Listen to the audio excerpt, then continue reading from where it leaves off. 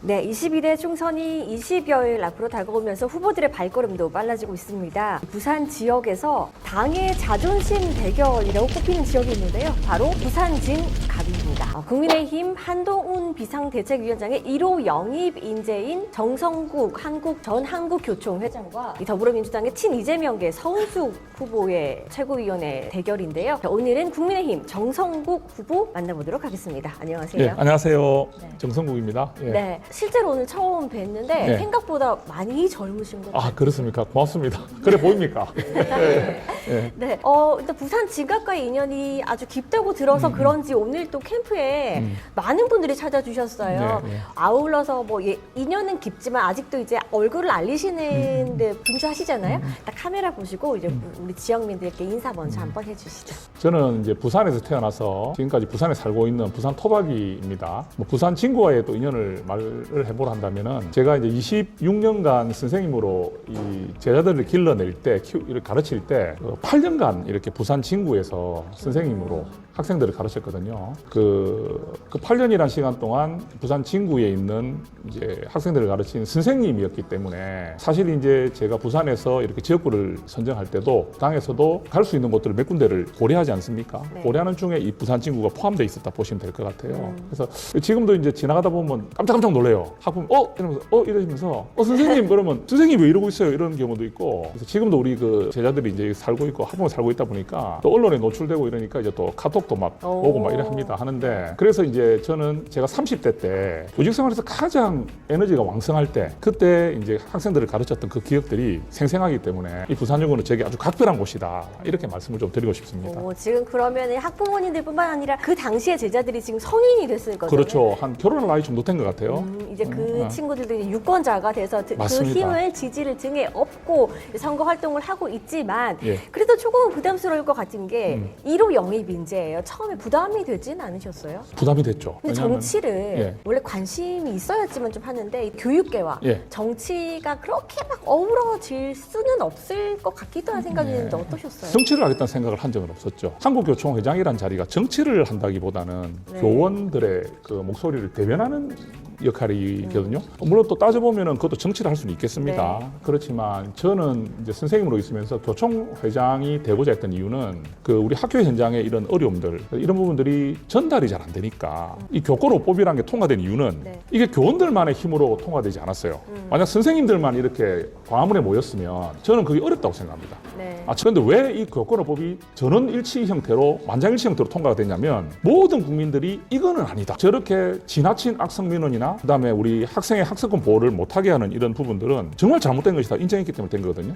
그러다 보니까 이제 어떤 일이 생겼냐면 이제 교육계 출신 중에 국회로 가서 이 정부와 국회와 교육계를 연결해주는 국회의원이 나와야 되지 않느냐는 이야기들은 좀 이제 생기기 시작했어요. 그런 배경이 그러면 누가 떠오릅니까?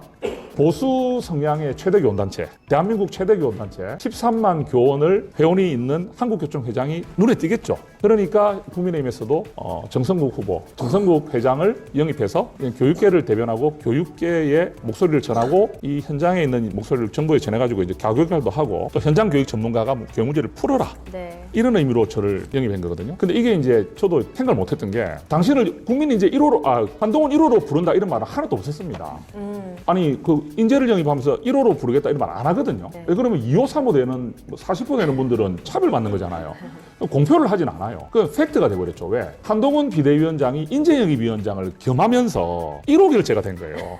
그러니까 1호죠. 1호가 된 거죠. 그래서 제일 먼저 결제한 게 정승국이었습니다. 그러면 저는 이제 물어봤죠. 반대로. 왜 내가 1호일까 생각하면 국민의힘에서 이야기들은 그만큼 국민의힘에서 교육 문제를 지금 크게 보고 있다는 말이었습니다. 우리가 이제 교육계, 과학계, 뭐 의료계 많은 그 분야에서 지금 인재가 영입됐거든요. 영입됐는데 왜 하필 한동훈 위원장님이 1호로 결제했느냐. 그리고 교육계 대표를. 그 이유는 지금 대한민국에서 교육 문제를 풀지 않고서는 저출생 문제라든지 사교육비 문제, 입시 문제 모든 것들을 해결할 수가 없기 때문에 이 난맥상을 푸는 것은 교육에서 출발해야 한다. 그 문제에서 제가 1호가 된 것이거든요. 그러니까 근데 국민의힘에서도 그때 언론에 좀 칭찬을 받았죠. 교육계 인사를 1호 영입한 데 대해서 호평이 많았거든요. 네. 그래서 근데 좀 부담감도 있습니다.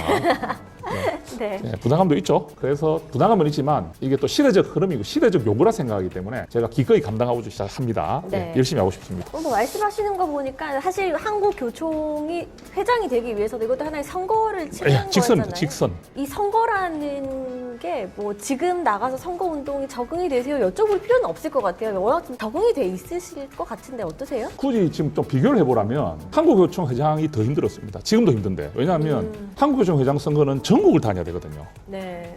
그러니까 이제 제주도에서 강원도까지를 전국을 다 누벼야 되기 때문에 네. 이 이동이라든지 또 문제는 뭐냐면 지금 우리 부산 친구 가면은 모두가 유권자입니다. 명함을 드리면 다 유권자인데 한국교총 회장 선거는 어떠냐면 이분이 교총 회원인지 몰라요. 연수를 갔는데 500명이 모이지 않습니까? 그럼 그분이 교총 회원인지 정규전인지 모릅니다. 그냥 무조건 이 명함을 드려야 돼요. 왜냐하면 그게 정보 공개가 안 되기 때문에 앉아서 교총회원이라 써놓고 있지 않습니까? 이마에다 교총회원 써놓지 않기 때문에 그래서 아무것도 알지 못하는 상태에서 가서 무작정 이래 인사를 하는 거 하고 지금은 그래도 어떠냐면 여기 외부에서 오신 분들 외에는 대부분 다 보면은 부산 진구 갑 구민이거든요. 그러니까 이분이 나의 유권자라 생각하면 훨씬 더 어떻습니까? 다가가기 쉽겠죠. 그런 부분에서는 예. 뭐 큰 범위에서 이제 범위 자체가 좁아졌으니 그런 거 맞죠. 네. 예. 네, 그런 일단은 체력적으로나 이제 그런 선거 활동에 대한 부분에는 부담이 되지는 않는다. 더 또 열심히 힘들긴 할 수 있다. 하지만 어렵긴 하지만 그 경험이 굉장히 큰 저에게 이제 좀 뭐라 해야 되나 힘이 되고 네. 또 어떤 두려움에 대한 것을 많이 없애주는 그런 면에서 좋은 것 같아요. 자, 부산 진구 같은 경우에는 지금은 이제 현역 의원인 진갑의 서병수 의원이 자리를 하고 예, 있는데 예, 그 예. 당시에도 사실 박빙이었어요. 맞아요. 지금도 사실 서 의원이 재선을 여기서 하려고 하시는 게 아니라 또 다른 인물이 들어왔기 때문에 진구 주민들 입장에서는 어떻게 생각하실지 좀 궁금한데 보통 이제 선거 운동을 하시면서 어떤 말씀을 좀 많이 들으세요? 우리 부산 친구 가면 왜 이렇게 자꾸 국회의원이 바뀌느냐. 저는 그 이해가 됩니다. 최근에 이제 재선이 없었거든요. 서병수 의원님도 전략공천으로 오셨어요. 근데 전략공천으로 오셨으면 좀 여기 계속 계실 줄 알았는데 또 이제 북구갑으로 이제 당의 명령을 받고 가셨지 않습니까? 그러니까 당의 입장은 그렇지만 우리 국민들이 봤을 때는 어떠냐면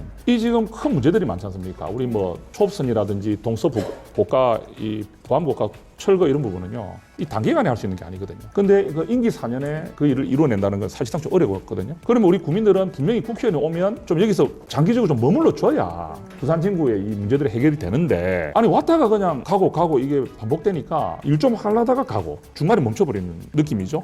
저분이 왔을 때 저분이 또 떠날 거라는 불안감 이런 것들이 있는 것 같아요. 그래서 저보고 뭐냐면 왜 이제 왔냐고. 제일 먼저 왜 이제 왔냐고. 저는 공천받은 지 한 달 됐는데 그런 게 중요한 게 아닙니다. 왜 이제 왔냐고. 두 번째는 이제 떠나지 마라. 실제로 그런 말 많이 합니다. 우리 여기 지금 고객님들, 시장님들, 우리 부회장님 그래 많이 들으시잖아요. 어떠세요? 좀 떠나지 말라고. 저는 속으로 고마워요. 떠나지 말라는 뜻은 이제 앞으로 계속해도 지지해 주겠다는 뜻인데 이 얼마나 이게 행복한 것인가 이런 생각이 좀 들거든요.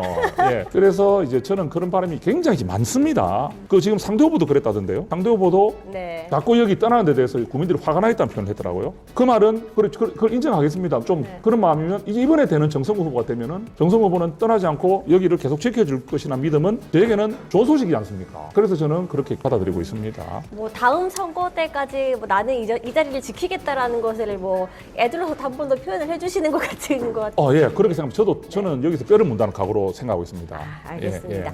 아까 앞서 이제 박빙 이야기를 했었는데 지난 통선에서도 서병수 의원과 그 상대당의 후보가 정말 박빙의 새벽까지 저희가 지켜봤었거든요. 예. 자, 이번에는 소개해드린 것 같은 친이재명계의 서은숙 최고위원 같은 경우에는 이 진구에서 또 구청장을 한번 역임한 적이 있는 어느 정도의 또 인지도가 있다고 볼 수도 있는 인지도 있습니다. 분이잖아요. 예. 그런 인물과의 대결이에요. 자, 그 분과의 이제 그 후보와의 대결에서 어떤 자신이 있으면 어떤 선거 전략으로 유권자들을 만나실 생각이세요? 상대 후보께서 뭐 인지도가 저보다 더 있다는 걸 인정하고요. 인정하는 게 맞죠. 그리고 또 준비를 미리 하신 것도 인정하고 그거는 뭐 그분이 가지는 또 유리한 조건이어서 그걸 극복하는 것이 저의 또 지금 힘이고 당에서 그런 걸 극복해내라고 저를 보낸 거 아니겠습니까? 근데 이제 선거라는 게 제가 보면 빨리 시작했다고 해서 무조건 좋은 건 아닌 것 같아요. 우리 예습하는 걸 빨리 했대갖고 뭐 시험 무조건 잘 치는 거 아니잖아요. 미리 알려진 건 있어요. 인지도가 더 높은 건 있습니다. 근데 이제는 그 관심이 보이면 늘 보이던 분이구나. 전에부터 계시던 분이구나 하는 거하고 아까 말씀드렸잖아요. 왜 이제 왔냐고. 아이고 네가 우리 정성국이라고 왔나 이렇게 하시는데 이게 이제 딱 보이는 순간부터 이 어떤 저 반가움, 기대감, 희망 이런 부분들이 이제 분출이 되기 때문에 제가 보기에는 이 기간이 남은 기간 동안 시간이 충분하다 생각합니다. 왜냐하면 벽보가 붙고 차가 지나다니면서 댄스가 있고 로고송이 나오고 그다음 공보물이 가면 그 인지도 뭔지 알아지 이분을 내가 뭔지 알았다고 찍진 않잖아요. 충분히 알려지죠. 이제 그때는 정말 인물이 다 드러나 버리잖아요. 지금은 우리가 지금 할 수 있는 게 후보자 혼자서 이렇게 다니는 이 아주 지금 좁은 형태의 선거운동이거든요. 본선거를 하면 그 몇십 명이 되는 사람들이 나가서 같이 이제 움직이는데 그때는 또 선거 분위기지 않습니까? 그래서 뭐 먼저 이 사람을 알고 있다 해서 이점 찍는 건 아니기 때문에 저는 그런 데한 부담은 없습니다. 없고 그 인물 경쟁을 생각하면요. 네. 자, 한번 여쭤보겠습니다. 우리 기자님도 계시는데 국회의원이 다른 점은요. 지역 토박이만의 조건 갖고는 안 됩니다. 우리 구의원님, 시의원님 계시는데 그럼 구의원님, 시의원님들이 국회의원이 지역 토박이만 해야 된다 그랬는데 구의원님, 시의원님들은 뭐 합니까? 국회의원은 지역 토박이 플러스 지역 현안을 잘 해결하는 해결사 플러스 국가적인 난제를 해결할 수 있는 능력을 갖고 있어야 됩니다. 더 큰 시야가 그렇죠. 있어야 된다. 그럼 봅시다. 제가 만약 당선이 되면 어디로 갈 것 같습니까? 국회 뭐 국방위원회 뭐 기획재정위원회 어디로 갈 것 같아요? 가시겠죠. 교육에 가겠죠. 자, 그 역할이 지역의 현안을 해결하는 것보다 못합니까? 아니죠. 대한민국의 교육을 바꿔줄 수 있는 사람이 우리 지역에서 탄생한다? 대한민국에서 교육하면 정성국인데 그런 사람이 내 부산 친구에서 나온다? 이거 어떤 마음일 것 같아요? 자랑스럽잖아요. 저는 지역에 대해서 뭘 아느냐? 나는 지역 토박이다. 그거는 절반이죠. 저는 되고 싶어요. 국가적으로 인정받은 게 뭐냐?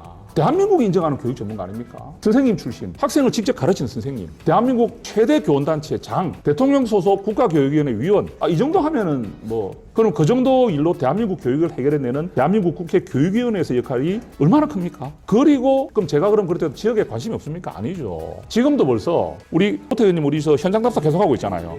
이래서 의원님 그죠?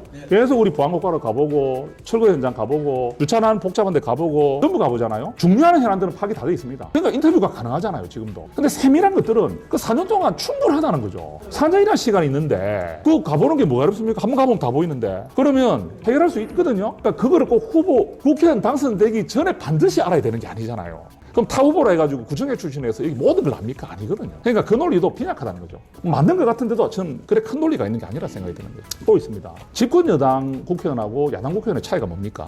일을 할 수 있는 우리 분야 말씀드리면 힘의 차이죠. 저는 여당의 국회의원이기 때문에 정부와의 당정 협의를 하지 않습니까? 정부가 받쳐주지 않으면 일이 됩니까? 지금 지하철 뚫겠다고 하는데 6호선 해가지고 국회의원 야당 국회의원 혼자 힘으로 되는 게 아니잖아요.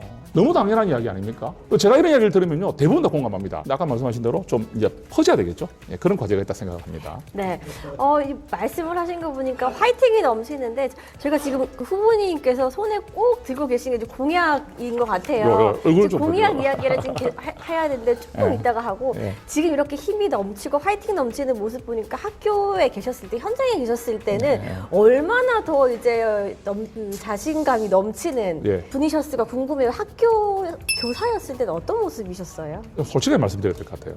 이건 말 잘못하면 부산 시내 정성국 제자가 지금 부산에 다 있습니다. 있고 학부모들 다 있고. 저는 출발은 이제 교실에서 있었던 25년, 6년 동안 그 20명, 25명의 학생에게 최선을 다하는 선생님이 아니면 내가 어떤 자리 가더라도 나는 인정받지 못한다 생각으로 살았어요.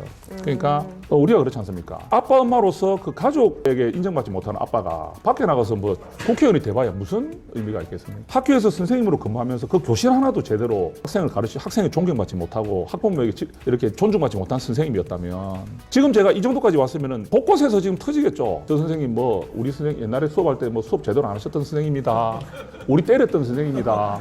학부모님들은 사실 없지 않습니까? 지금 없다는 게 그게 자만이 아닙니다. 부끄럽게 살지 않았다는 겁니다. 왜? 제자들 앞에서 부끄럽게 사는 사람이 어떻게 교원단체 대표가 되겠습니까? 그래서 그런 게 저희 또 힘이고요. 저 사실 그 경력 교사 26년 하다가 한국교총회장 되는 그게 큰 변화였지만 그 교사로 있는 26년은 진짜 초등학교 선생님일 뿐이었어요. 누가 말하는 교장도 아니었고. 그렇지만 그 26년의 학생들과의 그 삶이 정성국을 만드는 거죠. 특히 제일 기억나는 것은 그 2017년에 교리초등학교 있을 때 다를 때도 그랬지만 마지막 날에 이제 5학년 6반이었는데 우리 마지막 날에 교양생 헤어지지 않습니까? 학생들하고 헤어지는데 애들이 집에 안 가는 거예요. 울고 집에 안 가길래 저도 눈물이 나더라고. 근데 이 선생님, 남자 선생님이 이 학생들 앞에서 울라이 좀 그렇게 해서 막 훔치고 이랬었는데 쫓아보냈거든요. 야, 빨리 집에 가라. 마쳤다, 집에 가라. 빨리 가야 된다 이랬는데 옆반 쌤이 오셔가지고 1층에서 애들이 안 가고 울고 있다 그래가지고 내려갔거든요. 가라. 왜 안 가는데? 그러니까 선생님하고 헤어지기 싫어가지고 안 간다고. 저도 눈물 났거든요. 그런 아이들이 학생 제자들이 지금 부산시에 퍼져 있다 생각해요. 왜? 제 삶이 교육자였기 때문에 그 교육자의 삶을 열심히 살려고 노력, 물론 부족했지만 그렇게 진정성 있게 살려고 했기 때문에 이 마음을 부산에 있는 많은 교육 동료들이 인정해 주셨고 이게 바탕이 되어서 한국교총 회장이 된 것이라 생각합니다. 예, 저는 그렇게 말씀드리고 싶습니다. 정말 한 명 한 명의 최선을 다하는 정말 뭐 조용하면서도 열정적인 선생님이었다. 자, 이런 열정을 그대로 가지고 준비가 되셨을 것 같아요. 지금은 이 명함을 나눠주고 인사하는 거에 그치지만 나중에는 이제 선거 유세 차도 있을 거고 아까 말씀하신 율동도 댄스도 있을 건데 해야 그 됩니다. 댄스까지 준비가 되셨을 것 같아요. 아, 근데 연습을 했는데 잘안 나와요. 연습하셨어요? 하는데 어떤 부분 한번 뭐 보여주실까요? 아니요, 그 지금 촬영이 돼 있는데 공개하면 안 되잖아요. 근데 그 촬영을 했는데 포인트 하이라이트 부분만. 아니 그러니까 뭐 아니 그 뭐 이래 우리가 스텝을 뭐 이래 밟으면서 뭐 이랬다가 막 이러는 게 있지 않습니까? 이게 제가 이게 음악적 요소가 막 약해가지고 이게 옛날에 그 부산교대 다닐 때도 그때 피아노였거든요. 이 피아노 이게 애국가 이게 피아노가 안 쳐져가지고 학점을 C+인가 D 받았거든요. 네. 아무리 해도 안 되더라고요 이게. 이게 막 진짜 이를 악물고 막 연습해갖고 기호통한 기억이 나는데 음악적 소질이 약하다 보니까 다른 이 스텝이 이게 생각하는 거하고 이게 안 맞습니다. 그래갖고 지금 나오면 다 웃을 것 같은데. 그래도 줄 한번 쳐야 되겠죠? 네. 예, 예. 뭐 몸치라도 이 선거를 위해서 부산 진구 유권자들이 원하신다면 하겠다. 해야죠. 알겠습니다. 자, 이제는 정말 이제 공약을 조금은 파헤쳐 보면 예, 봐야 될 것 예. 같아요. 지금 이제 민생 현장에서부터 출발한 교육 전문가를 이제 자부하고 계시고 자처하고 계십니다. 부산 진구 플러스 우리나라에 정말 도움이 되는 정책을 위해서 일하고 싶다라고 하셨는데 가장 먼저 저희가 이제 살펴볼 게 이제 교육 정책이거든요. 어떤 부분을 가장 먼저 정책 발의를 하고 싶으세요? 그 대한민국 교육의 대전환이 필요합니다. 제가 대통령 선거 국가교육위원으로 있는데 아직도 좀 모르시는 분도 계시더라고요. 이제 국가교육위원회가 지금 출범한 지가 이제 1년 6개월밖에 안 됐기 때문에 우리 기자님들 정도는 아시지만 국민들은 좀 모르는 분들이 있어요. 국가교육위원회가 만들어진 게 교육부가 있는데 국가교육위원회가 왜 있지? 근데 그 부분은 중장기 교육계획을 짜기 위해서 문재인 정부에서 통과된 법의로 된 겁니다. 윤석열 정부에서 처음으로 시작된 건데 지금 우리 이배용 국가교육위원장님 맡고 계시는데 그분들도 임기가 3년입니다. 예. 그다음에 교육부 보면 교육부 장관 3년 넘게 안 하잖아요. 길어도 한 2년, 2년 반? 보통 그렇잖아요. 그럼 교육부에 있는 실국장님들 이런 분들 오래 있지 않거든요. 중장기 교육계획이 나올 수 없는 거예요. 국가교육위원회도 임기가 3년이기 때문에 교육부보다는 좀 더 장기 계획을 짜겠지만 쉽지가 않을 수도 있어요. 네. 그러면 저는 국회의원으로서 대한민국 교육 플랜, 옛날에 김영삼 대통령 때 뭡니까 5.3일 교육계획과 같은 좀 그때는 좀 획기적인 그 계획 아니었죠. 그 안과 같은 좀 교육 패러다임을 바꿀 수 있는 대전환의 계획에 제가 동참하고 싶다, 주도하고 싶다. 여당 국회의원이니까 네. 예, 그런 말씀드리고 싶고요. 그럼 이제 수능도 지금 한지 94년에 시작했으니까 몇 년 됐습니까? 30년이 됐기 때문에 바뀌어야 되잖아요. 그다음에 여러 가지가 지금 뭐 바뀌어야 될 게 많은데 이 부분을 제가 하고 싶고요. 그다음에 우리 지역으로 봤을 때는 네. 우리 이 부산 진구가 정중앙입니다. 우리 혹시 네. 아셨죠? 정중앙 그 비석 있는 거 아십니까? 정중앙 비석이 있어요. 우리 부산에 정중앙 비석이 여기 친구 있어요. 정중앙. 그거 사진 찍었거든요. 의미가 굉장히 크잖아요.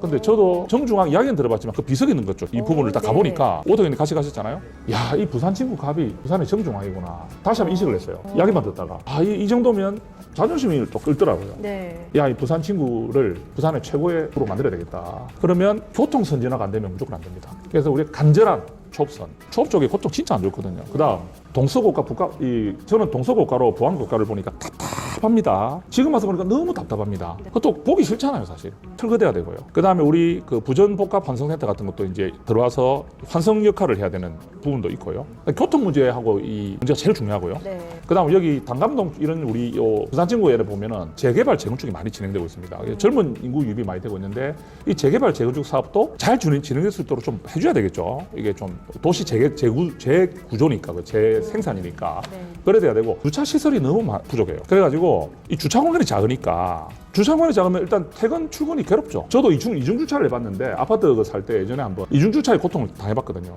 이게 차 하나 막혀갖고 연락 안 될 때 이 출근 시간 20분 30분 늦어질 때 이 고통을 제가 알고 있습니다. 그러다 보니까 이런 부분도 해결되고 또 뭐냐면 우리 부산 친구 갑에 이제 또 학교에서도 등하굣길 안전 이런 부분들이라든지 이런 부분들도 학생들이 관심 많거든요. 그래서 그런 쪽으로 해가지고 대한민국 교육을 바꾸는 역할, 그다음 부산 친구의 이런 해결 안 되던 아주 어려운 현안들을 해결해내는 영성국이 되고 싶습니다. 힘 있는 예.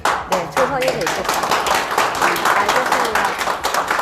사실 진구에 정말 우리가 부산 진구라고 하면 교통, 뭐 주차, 주거, 주거, 뭐 교육뿐만 아니라 모든 현안들이 거의 직접 속해 있는 곳이고 정말 산적해 있는 곳인데 그걸 하나하나 풀기 위한 정말 힘 있는 의원이 들어왔으면 좋겠다라는 바람은 부산 진구 주민이면 누구나 가지고 있으실 것 같습니다.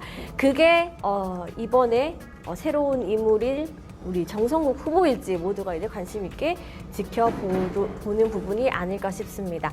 자, 오늘 정말 많은 분들 앞에서 이렇게 말씀도 하고 계신데 떨리시는 게 있으세요? 아니면 조금 더 이 열기가 들끓으세요? 떨리기보다는 굉장히 좀 반갑습니다. 좀 더 있으셨으면 좋겠다는 생각이 드는 체질이신 것 같으신데요?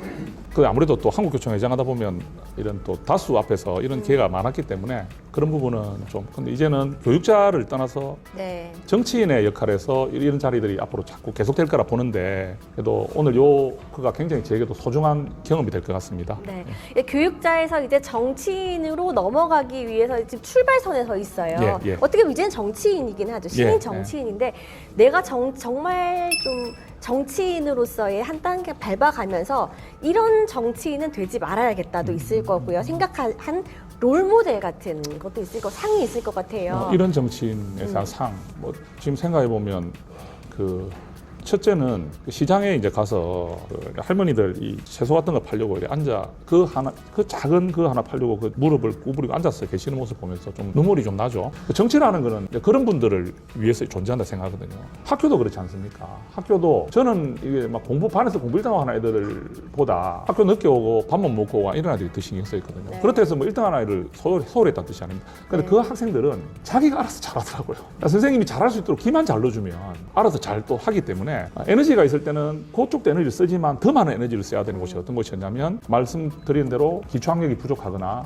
또는 좀 환경이 어렵거나 또는 성격상 친구들과 잘 어울리지 못하거나 네. 이런 학생들이 더 신경이 써 있었어요. 근데 우리가 지금 명함을 나눠주기 위해서 지금 가고 있습니다. 그래 말해도 할 말은 없습니다. 지금은 명함을 나눠주기 위해서 갈 수밖에 없잖아요. 어떻게 제가 증명하겠습니까? 제 마음속을 알 수가 없는데. 그런데 한 분 한 분 우리 시의원 구의원님들과 함께 정말 좀 어려운 분들을 선거 때가 아니라 평소 때 좀 찾아봐야 될 것 같아요. 평소 때 찾아봐서 그분들의 목소리를 제일 먼저 귀 기울인다 하면 구청에 계신 분도 그렇고 시청에 계신 분도 부산 진구에 오면은 정성국 국회의원이 제일 관심 가진 분이 이분들이니까 이분들의 이야기를 안 들어주면 안 되는구나 될 거 아닙니까? 이분들을 소홀히 하면 더 오히려 정성국 국회의원이 더 그러냐는 식으로 하고 이런 분위기를 만들어버리면 맞지 않습니까? 그래서 그런 정치인이 되고 싶고요. 두 번째는 제발 좀 정치도 좀 국민들한테 품격이 좀 있었으면 좋겠습니다.